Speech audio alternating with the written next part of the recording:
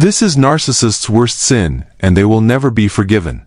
They will suffer terrible pain in hell.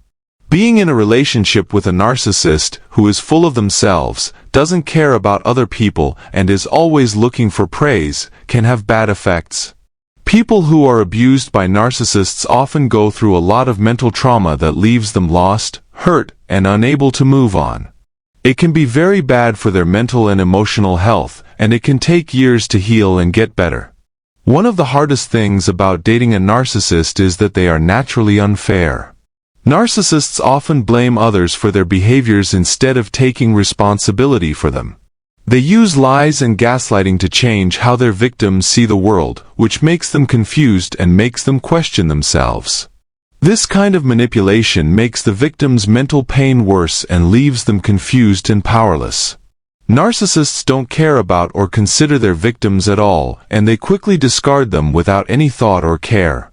People who are victims are left to deal with the shock and pain of being thrown away and treated like trash. Narcissists see other people as things they can use to further their own goals.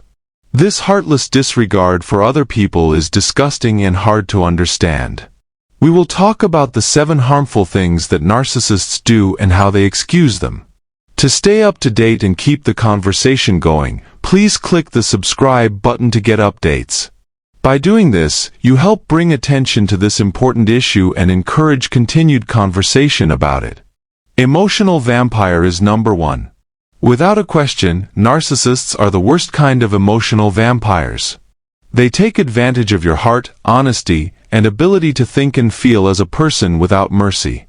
They enjoy the power trip of bullying and scaring other people, and they get pleasure from being in charge and abusing others. Still, at what cost? Is giving up your life to satisfy their never-ending need to be in charge worth it? Think about what you're giving up by being in this bad relationship. It gets harder to think clearly, tell the difference between reality and illusion, and understand new knowledge. Your point of view changes, and your mental state changes in a big way. It's impossible to keep your real identity hidden, but for narcissists, that doesn't matter. There is no harm they mean to others because their only goal is to satisfy their insatiable need for power and material things. The second one is gaslighting. Gaslighting someone to the point of shock is another type of selfish abuse. They change everything you tell them, including your thoughts, feelings, and views, so they can control the story. By changing the truth about you, they can control and force you to do what they want, getting you to do things you normally wouldn't do and accept things you normally wouldn't put up with. Their mental energy wraps around you like a suffocating force, changing how you think about yourself, them, reality, and the world in general. That's because the narcissist's ultimate evil goal is to make you completely dependent on them. They want to control your every move in terms of money and feelings, while also blaming you for their own mistakes and giving you credit for your successes. It is impossible to let someone take over your life to the point where you lose your sense of self-worth and lose touch with your real self. It is important to get away from people who are manipulating you in this way. Take back your freedom, value yourself, and learn more about who you are and the values that guide your life. Stand firm against those who want to rule your life and refuse to let yourself be treated as anything less than highly respected. Third, lack of knowledge. Narcissists have an amazing knack for figuring out what they want and need. They know that being kind, respectful, honest, and responsible are important parts of keeping relationships healthy. But their understanding is still not very good. Even though they know what these needs are, they don't act on this knowledge. They don't have the drive to meet these necessary criteria on their own. Think back to times when the narcissist seemed worried that you might leave the relationship or that they would lose control over you. Their behavior and mood were changed to make them seem friendlier. What's strange is that they didn't always give you what you needed to keep the relationship going. They knew that to keep the connection strong, they needed to show respect, understanding, compassion, presence, intention, love, and care. But they purposely left out these important parts, making you beg for them. Growing a good relationship depends on many things, but they purposely kept you from getting everything you asked for. Number 4, a campaign of lies. They started a smear effort when they could no longer get direct control. They kept telling lies even after being caught, which hurt their own reputation. They told you lies on purpose to bring you down because they were angry and had bad senses. I find it hard to believe that treating these people with respect is more helpful than trying to make them calm down.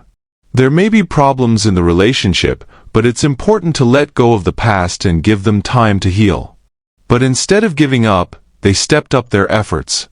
As you fought back against their attempts to directly control you, they looked for outside help for a campaign to hurt your image by spreading lies about you. Your good name was ruined by this effort, and people in your personal life, at work, and with friends no longer trusted you. It was clear that they didn't care about the pain they caused you because they loved the chance to hurt others. Because they were jealous, angry, or mean, they took advantage of the situation to make themselves feel better about themselves. This kind of behavior is wrong because it leads to more anger, jealousy, and harm. It's important to know that their behaviors are caused by their flaws, not because they think you're worth something. The fifth thing is cheating and betrayal. It is a terrible sin for someone to be having affairs with other people while being in a relationship with you and trying to hide it. When their cheating is found out, they will do anything to explain and deny what they did. But who really gains from the way they trick people? When you try to hold them responsible for betraying you, they gaslight you by calling you ridiculous and putting the blame on you. This behavior comes from not understanding how you feel and not caring about how it makes you feel. It sounds like the actions mentioned come from someone who is not just upset, but bad by nature. I'm not ready or willing to look into the troubled parts of their personality right now. These actions are becoming more and more common, which is very worrying. To commit evil, someone must do things they know are wrong, fully aware of the pain they cause their partner, and instead of taking responsibility, they put the blame on you. What else could it be if not evil? It's hard to think of something worse than that kind of behavior. Their repeated lies and attempts to control you hurt your trustworthiness a lot. Their narcissistic traits destroy the trust that is at the heart of a relationship, making their offense intolerable. They are consistently and methodically dishonest, so you can't trust what they say or what they mean.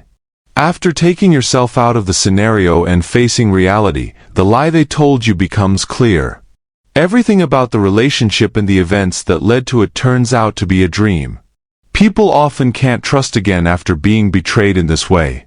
Many people are forever scarred when it comes to trust after being betrayed in this way. They can never get over the harm done to them, and it will always affect their ability to trust and believe in others. Sixth, abuse of both body and mind. It's true that not all narcissists are violent, but the ones who are can make their victims feel very unsafe, which makes it hard for them to trust others and be around other people. A victim may not be able to get over their fear that their attacker will return to hurt them for years or even decades. They don't feel comfortable in their own skin because the narcissist's abuse has made them feel bad about themselves. Situations that feel unsafe or places that don't offer a sense of physical safety may set them off. Because I grew up with a selfish parent, I will not stand for any kind of physical abuse. Violence is the same thing as giving up all humanity. Such behavior comes from being angry inside, and it has nothing to do with how good the person is in general. It shows a scary, dark side that has nothing to do with people. Seventh, taking advantage of people. Narcissists put their own needs ahead of everyone else's and think others are useless.